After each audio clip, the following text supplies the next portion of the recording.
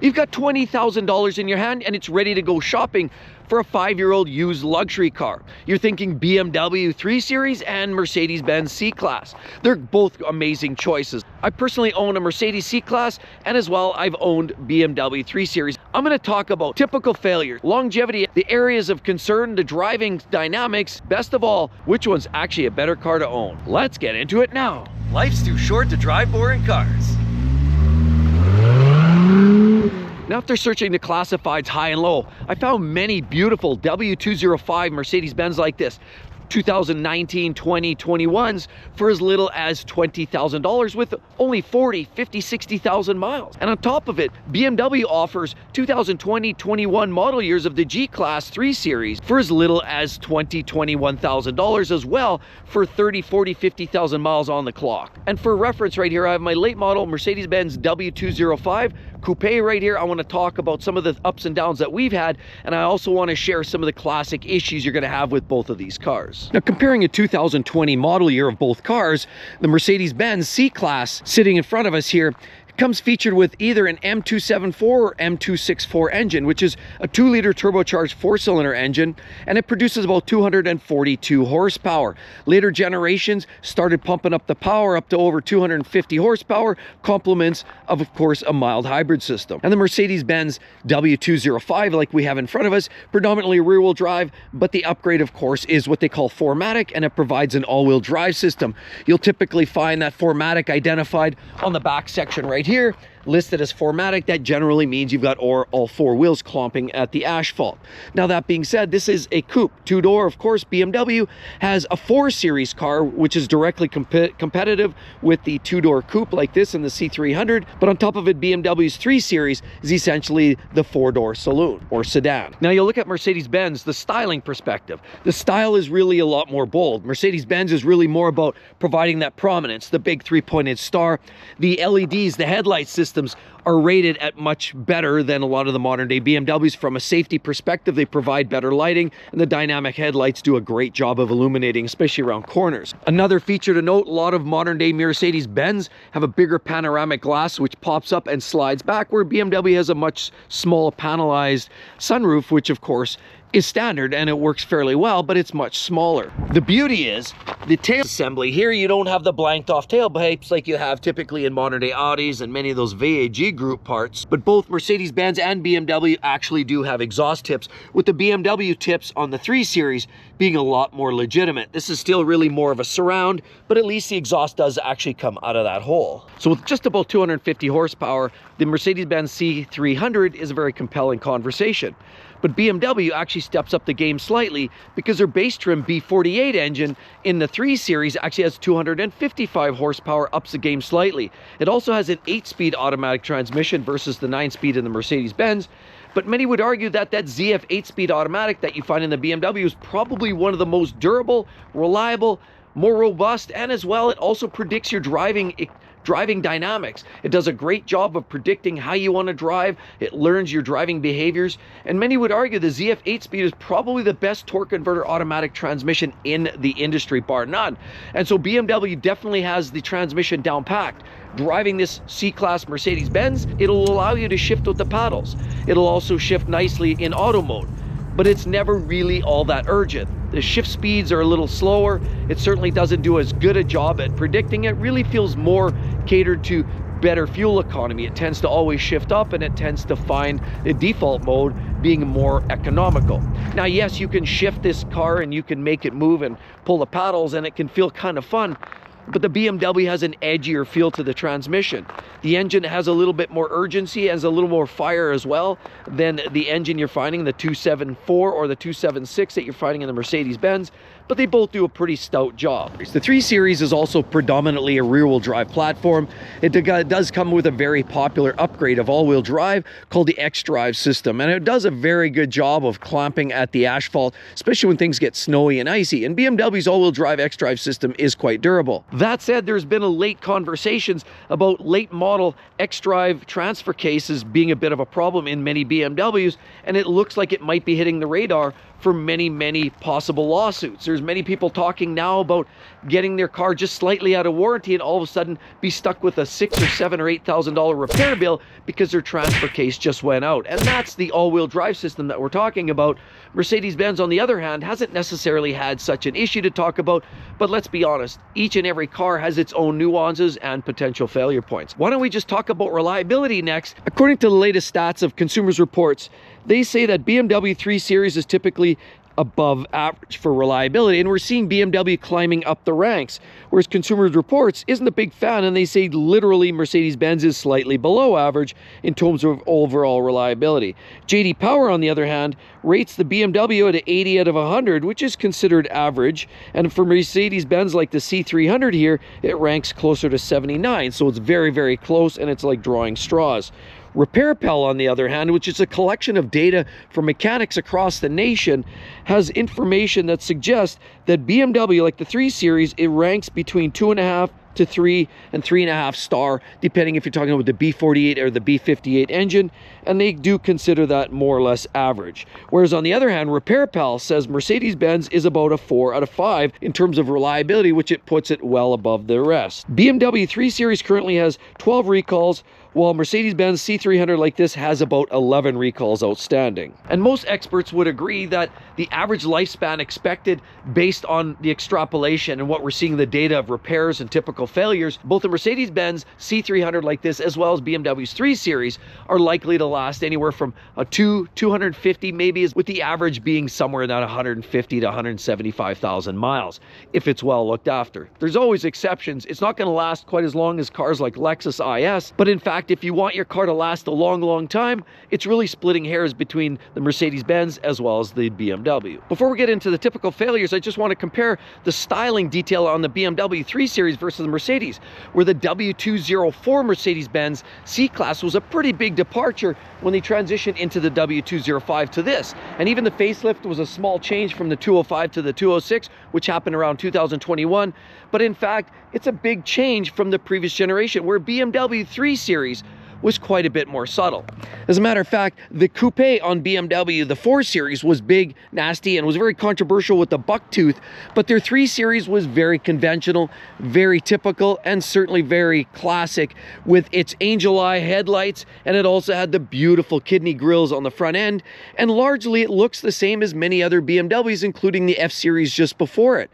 Yes, the front grille was slightly changed, and the 330 provided a standard looking grille, while on the 340 you saw like a crosshatch on the grille overall, so there was a differentiation just looking at the car from straight on. Other than that, it was very, very similar. So BMW is going more for the classic look, while Mercedes-Benz was going out swinging for the fences with this new redesign compared to the older 204. I'm going to talk from experience what I've seen and what I know. Some experts say typical failures on both cars are rare but costly repairs on the 3 Series for turbos could cost you $3,000 to $5,000. Oil leak repairs can cost you $3,000, $4,000, $5,000 and up, depends where it's leaking from: cam fitting, cam housing, intake manifolds. There are a variety of places that the BMWs can and will leak from. Cooling system overhaul, we know their cooling systems, they're snap together fittings, their water pumps, thermostats. Even though the new B48 now in fact has a mechanical water pump, it's better and improved, it's still not perfect. There's still some times and some issues, and you could be looked at $1,500, $2,000, $2,500 if you have a few leaks, a few significant problems in your cooling system. Those are some costly repairs for BMW. The Mercedes like this, on the other hand, typical failures: transmission or driveline issues, $3,000 to $5,000. There have been rare cases of the transmission letting go, and that could be $5,000 or more. On top of it, electrical gremlins, driver assisted failures, and of course I've had many of those myself, and I'll explain momentarily, but fuel system failures and leaks, $500 to $2,000 if you're dealing with fuel injector, fuel pumps, and any of those kind of issues seem to be a little more prevalent in modern day Mercedes than they are in BMW. Generally, more common issues you're going to find with BMWs tend to be related to coolant leaks, oil leaks, and generally leaks as a whole. Their electronics are more stout, their transmission is bulletproof, and the engine's quite reliable. but it doesn't come without a few little issues here and there. As I already mentioned, the transfer case seems to be a recent issue that's popping up with potential failures. So you've got to make sure you do your maintenance and have BMW do that, or they can nullify any extended warranties. On top of it, Mercedes-Benz seems to deal with more random failures, electrical gremlins, problems with faults, sensors like that, where all of a sudden you get glitches on the dashboard and the lights. Electronics do seem to be more of a problem in a lot of the modern day Mercedes, but they're more random. Now you have typically less oil leaks, less coolant leaks, but you'll have random other issues. Electronics seem to be more of the problem, and the transmission's not quite as robust as it is on the ZF 8-speed in the BMW. Now, some common issues seem to come up when you're talking about oil services and services in general. As these cars get older and older, a lot of owners, second, third, fourth owner, start to get a little bit lazy, neglect, maybe sometimes abuse the cars, and don't do the service as required. Sometimes even BMW's extended oil service intervals can lead to other problems. The oil filter housing you hear about all the time, yes, they've been known to suck in the oil filter and collapse them. It also has been known to crack, leak, split, and even mix coolant and oil, which is a major issue. It seems to be hitting right now the radar, alleged lawsuits, and of course NHTSA's got their fingers on the pulse of some of those issues with the oil filter housing by BMW. Yes, I had that problem with my N54 as well, where you can not only get the plastic housing cracking and mixing, but even just the seals. The seals themselves can be a major problem, which in case it often takes hours of labor. The parts aren't that expensive, but I had to replace, I had to take half the bulkhead apart, I had to remove half of the top end of the engine just so I could get at one bolt on the oil filter housing to remove that, to do the two gaskets that you typically find over on this side of the engine. So momentarily we'll talk about BMW's issues that I've personally experienced and many other owners do. But in our C300 right here, we've had our share of issues too. First of all, squeaks and rattles all over the place, lots of plastic. This high gloss piano finishing tends to scratch really poorly. And of course you get a plethora of electronic aid faults and failures. And it somehow seems to do with sensors. Possibly we've had other issues with, you know, the mechanics tended to wash under the hood after a service, and all of a sudden, boom, we had a bunch of faults and service lights. But nonetheless, you know, electronics seem to be more of the issue in some of the Mercedes-Benz, and of course the fit and finish interior-wise seems to be a little bit flimsier. What we've also noticed is a little bit of a squeaky front end. I don't know if it's our transfer case. Many people have suggested it's bearings, transfer case. We've had both inspected with nothing really conclusive, but it does make sort of a rubbing, weird sound at times at slow roll when you're turning the wheel slightly. Something that's been there for a long time and we just can't seem to get it diagnosed. We've also had failures related to the ABS. Now the ABS system is tucked under there. There's a sensor on each wheel, and we've had some faults related to the ABS sensor. It popped up one day, stuck around for the day. I did a read on it. I did a reset after I washed the car and it went away. So I don't know if it was a dirty sensor or what the problem was, but it came and it went, and it hasn't been back since. Other issues that we've had with this car was the PCV, the positive crankcase ventilation. One day I was driving it, all of a sudden check engine light, I pulled the code and it said PCV, positive crankcase ventilation. And then I started Googling it. It sounds like it's a major outstanding issue. For a lot of these turbocharged four-cylinder engines by Mercedes-Benz, they have a PCV issue. A lot of it allegedly has to do with carbon fouling and the PCV that gets essentially gummed up. Now you have to take it into the dealership, they have to replace it, and fortunately as an extended warranty item, Mercedes-Benz recognized that it's a serious issue, and they've overextended that warranty to 10 years and beyond, just because it seems to be such a massive problem that impacts cars like this, the C300, the GLC 300, and anything with the 300 series of this generation, typically using the same engine. Even the transversely mounted engines in the GLA and the CLA have similar issues, but their engines are mounted sideways, and those allegedly are not part of the same recall. So caution, buyer beware. Now, a few other things that you need to be aware of. These battery, always keep a healthy battery. You can put it on a tender if the car sits for a long period of time. Do not boost it, but do put it on a low trickle charge and keep a healthy battery. The battery's mounted under there. If you let it get weak and tired, it will start to spit out codes, and we've experienced that. Coolant, very easy to check, and definitely make sure you use the right fluid. This here we've noticed kind of a flimsy part, but overall what I like about this engine is the fact that, hey, you have a dipstick and you can still check it old-fashioned way, whereas a lot of the cars, like the BMWs, it's all done electronically through the dashboard. I like this. So not only can you check your own oil, change your own oil, but it's much easier to check on the fly. So that's an element I like. The car does not burn any oil. It runs a little bit rattly. It sounds a little diesely, but that's just the nature of the engine. Don't let that worry you too much. As long as it's a consistent, smooth rattle throughout, if you're not getting one cylinder, you know, every rotation, every so often that you're hearing kind of weird and noisy, make sure that you are differentiating that from some kind of engine issue. Ours it's a steady roaring tick. It's very quiet, but there's a little bit of a light diesely sound to it. Just to be aware, it's not the quietest of engines, but then neither is BMW's B48. It has a little bit of tick as well to it when it's idling along. So as I was saying, with BMW and the extended oil service intervals, it can lead to problems. Problems with the oil filter housing, problems with oil that's dirty and corrosive, which does eat bottom end of the engine. So always keep your oil service and oil services up to date. I would even suggest knocking it down to 3,000 to 5,000 miles at the very longest versus what even the manufacturer is suggesting. Same with the Mercedes-Benz. I would improve on that overall oil service interval. I find them just seriously too long and stretched out too far. I personally would change the oil at 3,000 to 5,000 miles. And if you're buying one of these cars, make sure you check out the previous dealer or the previous owner to see what sort of servicing they've been done. You really have to make sure that the servicing is all in place. They've got good records for it, because if there's one thing that destroys both the Mercedes-Benz and the BMWs is poor service and neglect. That's going to destroy the car. So a well-serviced car, even with a few extra miles on it, is probably worth more than a low mileage car that's been neglected. So if it doesn't have any service history or it's spotty, definitely walk away from that. Now the BMW's got a few issues. The B48, by the way, along with the B50, are some of the most legendary late model BMW engines. Although they're not perfect, they're absolutely stout. They're very reliable. They've repaired some of the issues with heat encapsulation. They don't have the high and low swings, so they resist a lot of the cracking of plastics under the hood. They have better fuel systems, better bottom ends, and of course, they're just more robust. With the mechanical water pump as well, there's less problems there, and it's a cheaper water pump when it comes time to fix it. It's a very reliable engine. And I would put likely the engine as a standalone in the BMWs more reliable likely than this engine.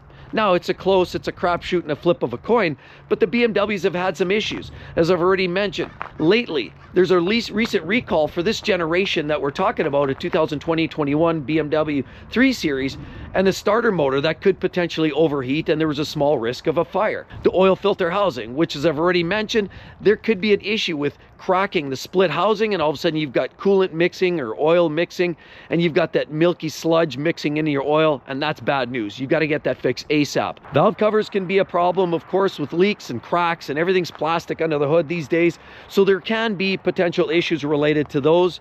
Vacuum lines and potential vacuum leaks with age. Turbos can go, as well as wastegates and the rattle that you've heard about so much in the N54s. Far less of an issue in late model BMWs, but those are things to be aware of. $3,000 to $4,000 in a retrofit for a turbo is not a cheap fix. So make sure that it gets right cool down, and the maintenance and care of the previous owner is important, because that same oil that they lubricate the engine with is also lubricating the bearings of the turbo. So if they're neglecting the oil in any way, that's going to take a toll, both on BMWs or the Mercedes. So maintenance records are absolutely critical. Overall though, why don't we take these cars for a drive and talk about overall from the driving perspective, and I'll break this down, which car is actually better and for what reasons. It's the ZF 8-speed doing that magic. That's the 8-speed auto doing what it does, is knowing what the driver wants. And the tuning on this transmission is absolutely impeccable. Manual 3, 4, 5. See, it's just, it's super easy to shift. In manual mode with the shifter, I can toggle back over to auto mode, and of course I can use the paddle shifters at Hawk. I can just start pulling gears. It's such a versatile package. I know a lot of cars are doing that these days, but I'm really, really impressed with how quiet this car is, how insulated it feels, how stable it feels. Like, even as I switch directions, you know, you got to remember, it's going to have a little bit of body roll to it. That's natural for a car that's meant to tackle the roads. But also it has the power and performance. I love the mood lighting in this vehicle, the solidity of the chassis, and a lot of that comes, I already mentioned earlier in the video, about some of the suspension tuning that they've done on this, the improved structural rigidity with the extra heavy-duty steel, combined with more aluminum where needed. actually shed some weight. The flat bottom, the extra, the extra insulation on the front, the glass and the A-pillars, means that it's just a very quiet, subdued car when you want it to be. But when you want it to hit it, go auto crossing and have some fun, throw it in sport mode, start pulling gears, flick it over to manual, and you've got yourself a real winner. I love this car, to be honest with you. This is one of my favorites. If you want a car that sort of meets the intent of a functionality, you can almost justify it to your wife or your husband or whatever you've got going on there. You can justify it to them and say it's a practical 4-door car, and it looks pretty cool too. So the tech works well too. I haven't seen too many glitches. The hands-free, the gesture controls are a little glitchy. I'm being totally frank. Earlier generations of that, you're trying to swing your hand and you spend more time doing that than trying to adjust the actual volume. But outside of that, most of the electronics and the tech works exceptionally well. From a performance standpoint, for what it is in its space, this is right in line with Mercedes-Benz. So when we talk about which is the better car, reliability-wise, they're very, very close. BMWs, of course, typically, as I've already said, have some more oil and coolant leak issues. That's going to be a thing you're going to likely deal with more. Mercedes-Benz, some unpredictable failures, faults, electrical gremlins. The quality control's not as good. And from my experience, BMW's always done a better job of resisting corrosion and rust. So likely BMWs are going to last longer on the body. And I've always said, you know what, if a body rusts, you might as well throw it out. If an engine blows up, you can replace it. If it's a clean body, you can keep on going. But ultimately, the BMWs tend to have a stronger, more solid body and interior. The parts seem to fit better and there's less squeaks and rattles. You're also gonna have less unpredictable electrical gremlins, whereas you do in the Mercedes. That said, having coolant leaks, oil leaks seem to be less of a consistency in the Mercedes-Benz, and it just seems to be a cleaner driveway, a cleaner parking lot. When you're driving away, you're less likely to find oil on the ground. So kind of pick your spot there. But as far as the driving experience goes, you know, the Mercedes-Benz, it's quiet, it's peaceful, it's serene. I would put the overall comfort and the quiet and the serenity definitely gets chalked up to Mercedes. The C300 is a more quiet, refined driving experience. It feels smoother, more supple. And then when you're driving up behind some traffic and they look back and they see that imposing grille, it definitely has a little bit more of a status symbol. It has a little bit more of that clout, if you will. Whereas a lot of its competition doesn't quite have the same snag. You know, Audi's does not, BMWs like this. A lot of people love the BMWs. BMWs seem to attract the younger buyer, the enthusiastic buyer who likes modifying their cars, where Mercedes-Benz, they're not so worried about that. The C300 is a great entry point to the C-Class here in North America, offers up a great driving experience. It's quiet and peaceful, but exciting and flashy driving dynamics, not going to be the game. Reliability, it's moderate. It's reliable enough to be considered a decent luxury car. Again, most Mercedes-Benz that start adding up with the problems are cars that have the bigger engines, typically with the air ride suspensions you're going to find in some of the upper scale GLEs, E-Class, S-Class cars. That's where you start getting in more technology, more electrical systems problems, and of course, having issues related directly to air ride suspension systems. The C-Class doesn't have that. Generally, the GLC, you can step it up into one of their trim levels, but overall, it's a very, very reliable package. So the C300 is definitely a reliable car, and it's made for more of the enthusiast who enjoys just relaxing driving. BMW, a little bit different. It's a little bit edgier. The BMW does feel a lot stronger, a lot stouter. It doesn't feel like an extra 10 or 15 horsepower. It feels like significantly more. The BMW, a little bit more raucous exhaust note. It definitely feels a little edgier, and with that ZF 8-speed that shifts faster, it definitely feels a little more connected. The suspension is dialed in. It has a suspension system that definitely feels sportier. So if you like the sporty driving experience, you're going to prefer the BMW. If sporty does not, if you do not care, if you just prefer a great luxurious car that, you know, looks great and has the branding, okay, Mercedes is the way to go. But if you like the way the car handles and drives, and you really want to relish in the driving experience and the dynamics, trust me, BMW's got you covered. They also have a quieter interior, there's less squeaks and rattles, and generally speaking, the B48 is arguably one of the most reliable modern day luxury engines. Not just BMWs, but any car in the segment. Any 2-liter turbo engine in the market, in the luxury car space, is likely going to be one of the best, is the B48 engine. Very reliable, relatively easy to service and maintain, and certainly has enough power to keep things interesting. So both cars are likely to last, you know, 200. So both cars are likely to last at least 150 to 250,000 miles. So longevity is very much a split. Now it really boils down to the driving dynamics. You like the better drive, or do you like the more luxurious ride? That's really what it boils down to. Quality is much better. It feels in BMW, but Mercedes-Benz certainly feels like a nicer style. The interior is styled nicely. The grille feels a little bit more up-to-date and captivating. Which car would you pick? I'd love to hear your thoughts down below. Again, as always, don't just drop me a line. I'd love to hear specifically why you would buy that car. Again, over there, check out that video. What BMW I would buy brand new in 2026, right there. Maybe you're thinking about, why are used BMWs so cheap?